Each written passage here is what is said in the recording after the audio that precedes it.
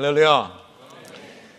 우리는 지금 계속해서 누가복음을 통해서 우리 예수님의 생애와 사역에 대해서 은혜를 나누고 있습니다. 그리고 제자가 된다는 것이 어떤 것인가 하는 것을 보고 있는데요. 그중 하나가 바로 종이라는 것입니다. 종. 우리 지난번에 제가 휴가 전에 마지막 말씀드린 것이 우리는 무익한 종이라 해서 이 종에 대한 이 종이라는 것이 바로 그 예수님의 그 제자가 꼭 갖춰야 할 이 성품이라는 것입니다. 그런데 그 종은 어떠한 종인가? 그 종은 용서하는 종이 되어야 된다 하는 것입니다. 그래서 이 종이란 어떠한 사람이냐면 늘 항상 버릇처럼 영원히 용서하는 마음과 자세와 행동을 취해야 한다는 것이 바로 오늘 말씀의 핵심입니다. 종이 용서를 할 줄 모르면 종이 아닙니다. 종과 용서는 아주 이렇게 깊은 연관이 있다는 것입니다. 그것을 오늘 여러분들에게 보여드리기 원합니다. 오늘 본문에서 예수님과 제자들과의 이 대화의 요점은 이것입니다. 너희들이 내 제자라고 생각하고 있느냐? 그럼 용서해라. 회개하면 용서해라. 하루에 7번 죄 짓고 7번 돌아와서 회개해도 용서하라. 예수께서 제자들에게 이 본문을 통해서 이런 용서하는 자세에 대해 이렇게 라디컬하게 말씀을 하시니까 제자들이 어떻게 반응하냐면 이건 불가능한 것입니다. 우리는 도저히 할 수 없습니다. 그러면서 우리에게 믿음을 더해 주시옵소서라고 이렇게 얘기합니다. 이게 다시 말해서 이 용서라는 건 어렵다는 것이죠. 아마 여러분들도 다 그렇게 동의하실 것입니다. 용서라는 것은 쉽지 않은 것이다. 아마 여러분들도 참 용서를 하려고 노력을 해봤는데 이게 보통 힘든 게 아니구나 하는 것을 여러분도 잘 알지만 그때 제자들도 잘 알았습니다. 그래서 우리는 믿음이 좀 부족합니다. 그러니까 믿음을 더 주셔야 합니다. 라고 이렇게 예수님께 말씀하셨는데 그거에 대해서 예수님께서 뭐라고 말씀하셨냐면 내가 너희들에게 이미 주지 않았느냐 이겁니다. 너희들 안에 믿음이 있다. 그것이 작고 크게 중요한 거 아니다. 작은 믿음이라도 그 믿음이 있으면 충분하다는 것입니다. 우리 안에는 이미 우리가 크리스찬이라면 우리가 예수님을 믿는다면 용서할 수 있는 그러한 능력이 있다는 것입니다. 그래서 오늘 아침 이 용서에 대해서 말씀을 나누겠습니다. 자, 왜 먼저 그러면 용서를 해야 하는가? 왜 용서하는 것이 중요한가? 여러분 왜냐하면 내가 남에게 당했을 때 용서하지 못하면 우선 제일 먼저 내가 손해보기 때문에 그렇습니다. 예수님이 참 이렇게 프랙티컬 하십니다. 내가 남을 용서하지 못하면 그 사람은 둘째치고 내가 손해를 보는 것이다. 그래서 3절을 보니까 이런 말씀이 나옵니다. 너희는 스스로 조심하라. 만일 내 형제가 죄를 범하거든 경고하고 회개하거든 용서하라 그랬습니다. 그러면서 제일 먼저 뭐라고 말씀하시냐면 너희는 스스로 조심하라. 여기서 스스로 조심하라는 말은 문자 그대로 내 자신을 먼저 살피라는 것입니다. 그래서 영어로 보면 watch yourselves 그랬어요. 그리고 pay attention to yourselves 그렇게 말했습니다. 아니 남이 나에게 죄를 범했는데 왜 내가 내 자신을 돌아봐야 됩니까? 그 사람 문제 아닙니까? 그 사람이 나에게 범죄한 사람이 자기 자신을 돌아봐야 되는 거 아닙니까? 근데 예수님 그렇게 시작하지 않으셨어요. 물론 그 사람도 그렇게 해야겠지만 우선 제일 중요한 것은 당한 사람이 먼저 네 자신을 봐야 된다는 거예요. 이 일에 대해서 네가 남에게 당했으면 당한 거에서 내가 어떻게 반응하는가 그것을 한번 잘 살펴보라는 거예요. 그 이유가 무엇일까요? 용서하지 못하는 영이 굉장히 무서운 것입니다. 왜냐하면 이것을 우리는 그냥 넘어보기 쉽습니다. 나는 당했으니까, 나는 피해자니까 하면서 일단 나는 당하고 나면 그냥 leave me alone 그래요. 난 상관하지 말라고. 그리고 사람들은 그냥 이렇게 넘어가 줍니다. 그 사람이 무슨 말을 하고 무슨 행동을 해도. 왜냐하면 당한 사람이니까. 그러나 내가 이러한 불의한 것을 내가 당하게 되면 남이 나에게 공격을 하고 나면 내가 상처를 받고 나면 어떻게 되냐면 내 마음에 무엇이 생기냐면 쓴뿌리가 생기는 거예요. 쓴뿌리가 내려가고 이기심이 생기고 내 마음이 완강하게 되어버립니다. 결국 내 마음은 소용돌이를 일으키게 되고 평화를 잃어버리게 됩니다. 그래서 히브리서 12장 15절에 보면 너희는 하나님의 은혜를 이루지 못하는 자가 없도록 하고 또 쓴뿌리가 나서 괴롭게 하여 많은 사람이 이로 말미암아 더럽게 되지 않게 하며 라고 말씀했습니다. 내 마음에 쓴뿌리가 생기면은 우선 내 자신이 괴로운 거예요. 나를 괴롭게 되는 것입니다. 그리고 뿐만 아니라 나도 더러워지고 주위 사람도 많이 더러워진다는 것입니다. 이 위험을 우리는 잘 보지를 못하는 거예요. 그리고 우리는 그것을 그냥 이렇게 넘어보려고 합니다. 중요한 거 아닌 것처럼. 예수님은 그렇게 보지 않으셨습니다. 그래서 예수님은 먼저 누가 나에게 가했으면 먼저 내 자신을, 당한 사람 내 자신이 조심해야 된다. 내 자신을 돌아봐야 된다. Be careful. 내 자신을 스스로 잘 봐야 된다는 것입니다. 근데 우리 크리스찬들은 이런 게 있어요. 누가 나에게 잘못을 하면은요, 겉으로는 용서한다 그래요. 말로는 용서했다 그래요. 아니 그럼 내가 크리스찬인데 용서 안 하면 어떡합니까? 그럽니다. 하나님께서 용서하라 그랬잖아요. 용서합니다. 그런데 그 마음속을 들여다보면 아직도 이렇게 돼 있어요. 우리 한국 사람들은 그 마음에 뭐가 꿰이면 이렇게 이런 표현을 하더라고요. 꽁 하고 있어요. 놔주질 않습니다. 그리고 그 사람이 교회 나가면 그때 이제 놔줍니다. 그때 그 용서하는 거예요. 여러분, 우리가 용서를 해도 우리가 제대로 해야 됩니다. 진짜 참 용서를 해야 됩니다. 우리는 말로는 용서한다고 그러고 사실 용서라는 그 깊은 내용과 의미가 무엇인지 잘 알지를 못해요. 그래서 예수님은 내 자신을 먼저 조심하라고 했습니다. 왜냐하면 내가 마음에 이 쓴뿌리가 있으면 그것은 겉으로 보이지 않습니다. 우리가 그리고 겉으로 많은 경우 잘 하이드합니다. 왜냐하면 그 뿌리라는 것은 이 땅 속으로 들어가는 거기 때문에 표면적으로는 보이지 않는 거예요. 그렇기 때문에 그건 그 속에 무엇이 내려가고 있는지 잘 모르죠. 오직 용서만이 나를 괴롭게 하고 더럽게 하는 그 쓴뿌리를 없앨 수 있습니다. 결론적으로 내가 당해서 화가 나서 쓴뿌리가 내 안에 생기고 마음이 꼬이면 결국 내가 손해보는 거예요. 내가 괴롭고 내가 더러워지는 것입니다. 그래서 예수님은 스스로 내 자신을 잘 살피고 조심하라고 말씀하신 것입니다. 오직 진정한 용서만이 내 마음의 그 소용돌이에서 나는 해방될 수 있고 나는 자유롭게 되어 마음껏 주님을 섬기고 사랑하고 살아갈 수 있다는 것입니다. 두 번째로, 그렇다면 진정한 용서는 어떤 것인가? 여러분, 왜 자꾸 제가 진정한 용서, 참 용서라고 말을 하는가? 왜냐하면 아까도 말씀드렸지만 많은 경우 우리가 이 용서를 제대로 이해를 못합니다. 무엇이 진짜 용서인지, 그리고 내가 용서했다 하는 것이 착각을 하는 거예요. 사실은 용서라는 어떤 그러한 의미의 그 깊은 의미를 모르고 용서도 아닌데 어떻게 보면 그렇습니다. 우리는 잘 용서를 모릅니다. 제대로 된 용서를 하지 않고 있어요. water down forgiveness를 하고 있습니다. 많은 경우. 그러니까 얼마나 제대로 용서를 했느냐가 중요한 것입니다. 여러분, 누가 예를 들어서 한국에 가봤어요? 그러면 저 같은 경우에는 가본 지가 굉장히 오래됐어요. 진짜 한 20년은 넘은 것 같아요. 근데 제가 이제 선교 가면서 인천공항에 들렀다가 이렇게 간 적은 많이 있어요. 근데 인천공항에 들르면은 어떨 때 7시간, 8시간 레이오버가 있더라고요. 근데 인천공항이 얼마나 잘 되어 있는지, 정말 자랑스럽더라고요. 너무나 할 것도 많고, 너무나 참 이렇게 시간 때우는 거는 그냥 액티비티가 너무나 많아요. 그리고 먹을 것도 많고, 볼 것도 많고, 굉장히. 근데 거기다가 또 이렇게 시간이 많이 있으면 잠깐 이렇게 버스를 타고 나갈 수도 있습니다. 공항 신도시에. 그래서 우리 선교팀이 한번 이렇게 그룹이 다 나갔어요. 한 시간이 많아가지고 한 3-4시간 나가서 공항 신도시에서 나가가지고 버스 타고 한 2,000원 주니까 나가더라고요. 버스 타고. 그래서 나가서 거기서 시내에서 사 먹기도 하고 또 쇼핑도 하고 또 찜질방에서 찜질방까지 했습니다. 그리고 이제 딱 돌아와도 딱 시간이 되어서 이제 비행기 타고 다시 돌아오고 그랬는데, 그것도 한국에 나간 거라고 해도 되나요? 어떻게 생각하세요?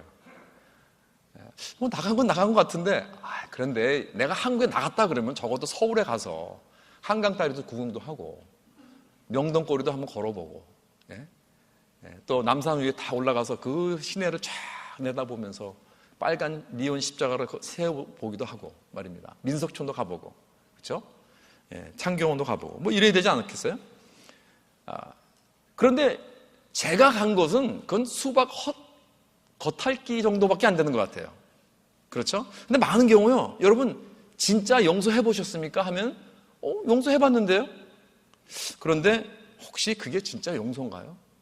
그냥 수박 겉핥기 같은 어떤 그러한 용서가 아닌가 한번 우리가 생각해 봐야 돼요. 내가 만약 마치 한국에 방문한 것 같죠 말입니다. 그렇죠? 사랑하는 성도 여러분, 우리는 참된 용서가 필요합니다. 진정한 용서를 합시다. 진정한 용서란 세 가지가 있습니다. 첫째로 뭐냐면 나에게 잘못한 사람과 내가 동일하게 생각해야 됩니다. 여기 3절에 보면 누가 죄를 범하거든 이라고 했는데 여기 누가 죄를 범하거니라고 그랬어요. 누구죠 그 사람이? 형제. 저 나쁜 게 아니에요. 저 저질 인간이 아닙니다. 나와 동일한 형제라 그랬어요. 내 형제가 나에게 죄를 가한 사람이 이제부터는 그 사람이 너를 공격했기 때문에 넌 더 이상 형제가 아니다 라고 말하지 않으셨습니다. 아직도 나의 형제입니다. 나와 동일합니다. 여러분 왜 이것이 중요한가? 왜냐하면 내가 누구에게 당하면 우리는 즉시 그 사람과의 관계에서 무엇부터 생각하냐면 그 사람과 나와는 다르다. 이것부터 생각하는 거예요. 나는 저런 사람과는 달라. 나는 저렇게 하는 행동한 사람과는 나는 달라. 라고 생각하면서 그 사람과 나와 다른 점에 여기다 초점을 맞추는 거예요. 이게 문제입니다. 예수님은 그러지 말라 그랬습니다. 아니다. 너도 똑같은 인간이다.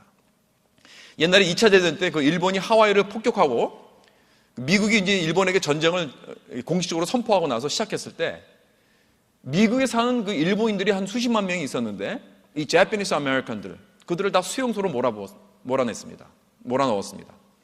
이 동시에 미국 신문 만화가들이 이 카툰니스트들이 그 일본인들을 어떻게 만화로 표현했는지 아십니까? 완전히 괴물같이 표현했더라고요. 눈이 착 찢어지고 이 뻐덩이가 이렇게 쫙 나오고 머리가 귀가 이렇게 되고 그리고 무슨 동물같이 그려놨어요. 그 캐리커처라고 그러죠. 그렇게 완전히 풍자를 했습니다. 그러니까 보통 사람들하고는 전혀 다른 그런 악마로 만들어버린 거예요. 그러니까 그 사람들은 수용소로 보내도 된다. 그런 사람들은. 우리도 그런 일을 많이 합니다.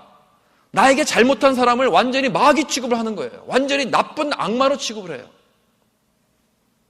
나에게 죄를 범한 사람은 그 행동 하나를 잘못한 것이지 그 사람이 나와 그렇게 많이 다릅니까? 물론 내가 그런 행동을 나는 안 할지 몰라도 나는 다른 행동을 하잖아요. 다른 죄를 짓잖아요. 여러분 우리는 다 똑같은 죄인입니다. 그저 다른 캐러고리로 죄를 질 뿐이지. 그렇지 않습니까? 나는 절대로 그 도둑질을 못할지 몰라요. 그러나 남을 험담을 하잖아요. 그건 죄 아닙니까? 다시 말해서 우리는 모두가 다 죄인입니다. 그저 다른 죄를 지고 있는 뿐입니다. 이 목사님들도 다 약점이 있습니다. 한번 여러 목사님들이 모여서 자기들의 그 은밀한 죄를 다 고백하자고 했습니다. 목사님들끼리니까 괜찮다고 생각했어요. 그래서 어떤 목사님은 자기가 돈에 약한 것을 고백했습니다. 그리고 그 이야기를 해줍니다. 그래서 같이 또 목사님들끼리니까 또 기도해 줬습니다. 또 어떤 목사님은 그 음란한 마음이 있는 것을 고백했습니다. 그러면서 그 이야기를 들려줍니다. 그리고 또 서로 듣고 기도해 줍니다. 또 어떤 목사님은 도박에 문제가 있었어요. 그래서 그 이야기를 나눠줍니다. 그래서 그 목사님을 위해서 기도해 줬습니다. 이제 마지막 한 분이 남았는데 근데 이분이 자꾸 말을 안 하고 킥킥 웃고 있어요. 그래서 목사님 얘기 좀 하라고 하니까 자꾸 웃고 그래요. 그래서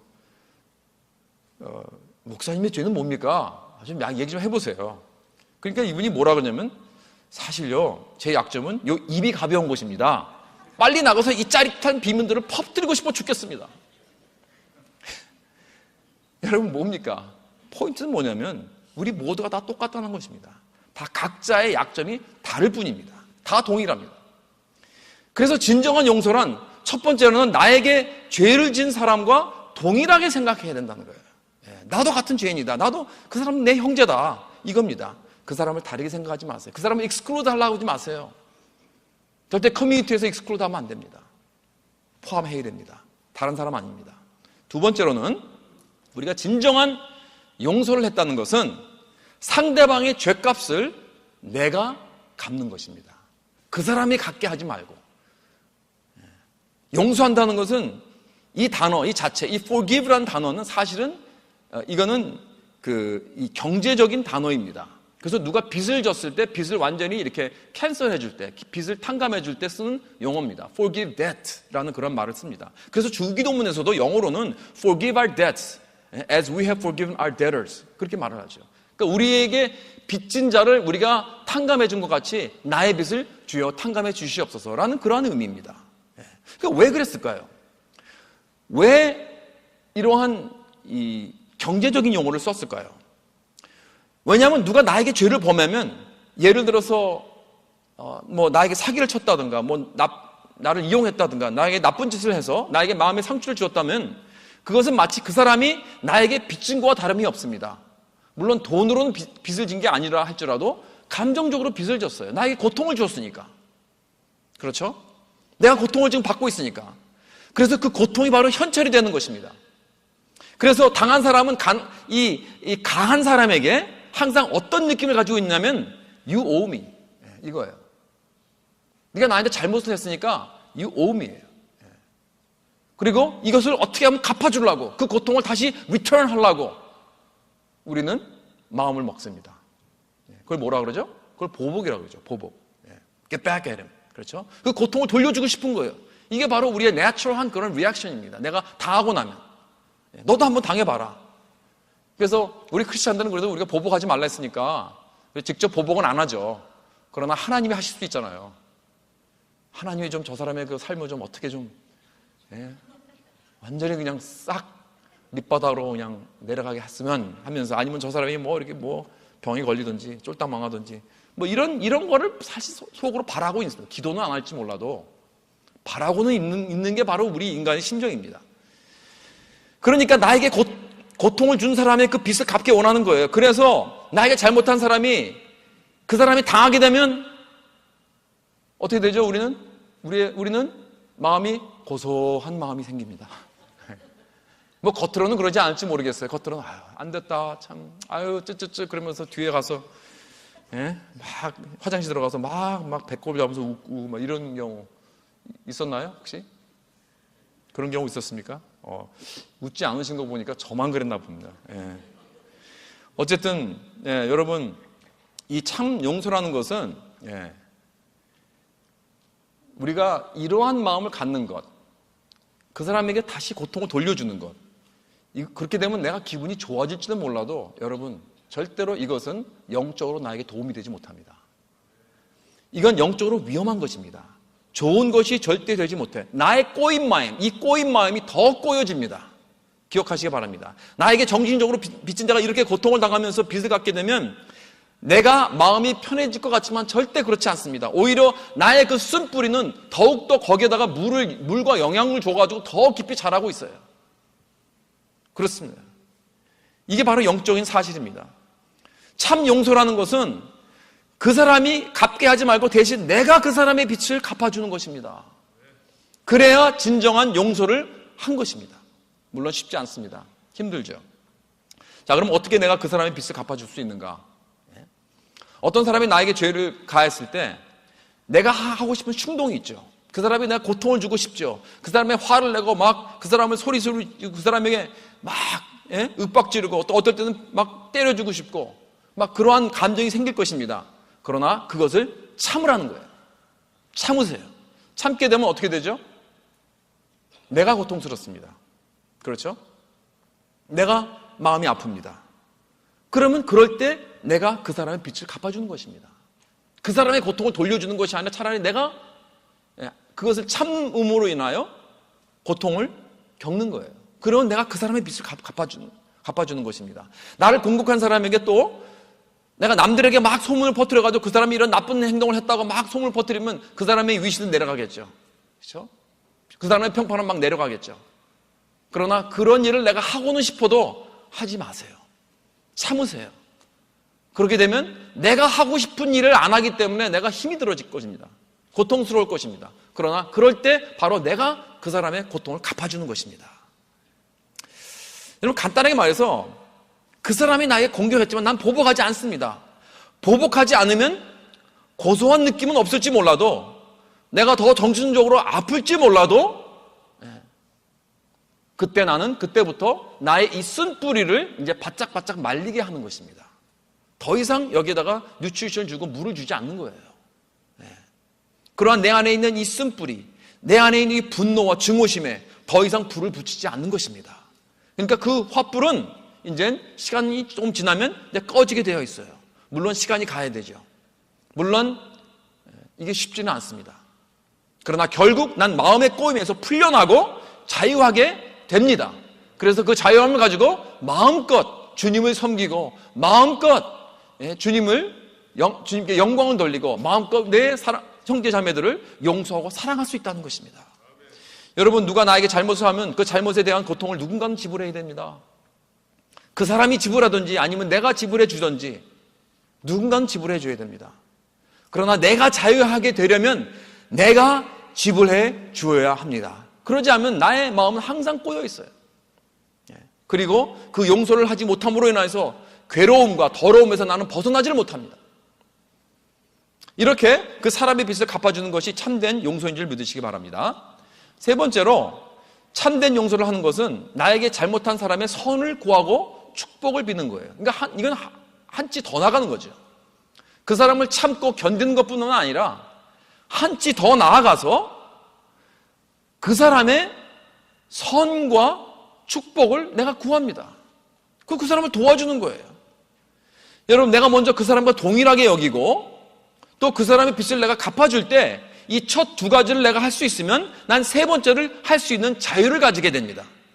즉, 나를 공격한 사람을 위해서 기도해주고 그 사람의 번영을 위해서, 그 사람의 지혜를 위해서, 그 사람의 행복을 위해서, 그 사람의 믿음을 위해서 축복하고 기도해줄 때 난 비로소 진정한 용서를 했다고 할 수 있습니다. 그러기 전까지는 난 아직 용서를 그냥 수박 겉핥기 정도밖에 하지 않았습니다. 자, 그렇다면 이거 어려운 것입니다. 그렇죠? 이거 쉽지 않습니다. 저도 설교는 하지만 저도 하면서 주여 도와주시옵소서 하는 마음이 사실 많이 있습니다. 그렇죠?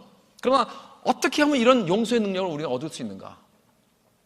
예수님의 용서하라는 말씀에 제자들의 반응이 무엇이라고 했죠? 다시 한번.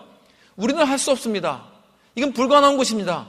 그럴 수 있는 믿음이 우리에겐 없습니다. 이때 예수님의 대답이 무엇입니까? 너희에게 겨자씨 하나일 만한 믿음이 있었더라면 할 수 있다고 말씀하시는 거예요. 그러면 그 뿌리, 그 뽕나무의 뿌리를 뽑아다가 절로 옮긴다고 했는데 그 뿌리가 뭐예요? 우리의 쓴뿌리입니다. 그 뿌리를 뽑을 수 있다는 거예요. 너희가 겨자씨 그 하나, 겨자씨가 얼마나 작은지 아세요? 저 봤습니다. 그냥 들깨, 여러분 들깨 아시죠? 들깨. 한 들깨. 한 그 정도 사이즈 정도 되더라고요. 굉장히 작습니다.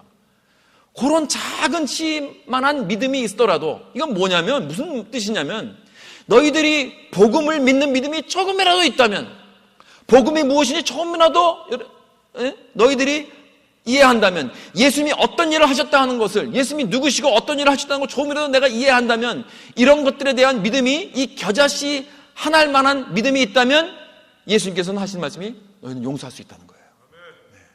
그 쓴 뿌리를 뽑아서 옮겨낼 수 있다는 것입니다. 어떻게 이것이 가능합니까? 그리고 나서 예수님께서 비유를 또 드십니다. 지난주에 우리가 지난번에 우리가 비유를 커버했죠. 이게 어떤 비유냐면, 우리가 하루 종일 이 종의 비유인데, 하루 종일 이 종이 나가서 이 주인을 위해서 밭에서 일을 하고 집에 들어왔어요. 그러니까 하루 종일 일했으니까 주인이 그 종에게, 야, 너 참 수고했다. 이제 다리 쭉 뻗고 좀 쉬어라. 시원한 걸 마시면서 이제 캐치 브레스 좀 해라. 그렇게 말하지 않았습니다. 들어왔냐? 다 끝났냐? 좀 당장 부엌에 들어가. 부엌에 들어가서 밥해. 밥해고 내가 다 밥 먹을 때까지 나한테 시종 들어라. 그리고 나서 너는 이제 식사해라. 이렇게 말하는 거예요. 와, what a mean 주인. 그렇죠? 그런데 예수님께서 그렇게 말씀하시는 거예요. 근데 이 종이 그걸 어떻게, 그대로 하라는 대로 다 합니다. 다 순종합니다. 끝까지 순종하고 다 해주고 나서 나중에 밥 먹고 나서 그 종이 하는 말이 뭐냐면, 억울해요. 정말 너무해요. 이게 아니에요. 뭐라 그러냐면, 우리는 무익한 종입니다. 그저 당연히 해야 할 일만 했습니다. 이렇게 반응을 하는 거예요. 도대체 이게 무슨 이야기인가? 여러분, 왜 이 종이 그렇게 하루 종일 일을 하고 주인을 위해서 밤늦게까지 섬기면서 이렇게 고마워하고 더 해드리지 못해서 미안한 모양 이런 말을 하고 있는가? 그 이유는, 그 당시 종은요, 빚진 자들입니다. 갚지 못할 빚을 진 자들이에요. 그런 사람들은 두 가지 중에 하나입니다. 갚지 못하면 감옥에 들어가든지 아니면 그 빚진 사람에게 종이 되는 것입니다. 둘 중에 하나예요. 그러니까 이 사람은 지금 이 자기가 갚을 길을 없는 그 빚을 졌기 때문에 그것을 위해서 1년이든 2년이든 3년이든 종으로 일하면서 빚을 갚는 거예요. 쉬는 시간도 없습니다. 그 기간은 24시간 자기는 종입니다. 예? 기간이 끝날 동안 자기는 종입니다. 그러니까 이 종은 자기가 종이라는 정체를 확실히 알았다는 거예요. 난 어디까지나 종이다. 난 더 이상 더 이하도 아니다. 이걸 확실히 알았기 때문에, 그리고 자기가 감옥에 들어가지 않고 일해서 빚을 갚을 수 있는 것도 감사하다고 생각한 거예요. 그렇다면 제자들이 예수님의 용서에 대한 말씀에 주님, 우린 그런 용서 못합니다.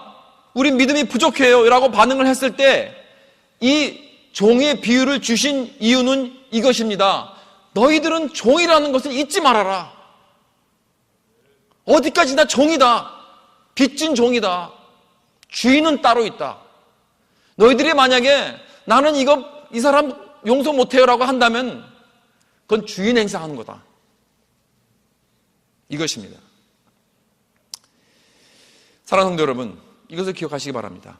내가 만약 그 사람을 용서하지 못하겠어요 라고 한다면 나는 더 이상 종이 아닙니다. 마태복음 18장에 보면 이 똑같은 이 이야기인데 거기에서 예수님께서 다른 예를 들어주십니다. 다른 비유를 들어주시는데 이 악한 종의 비유가 나와요. 여러분 잘 아시죠?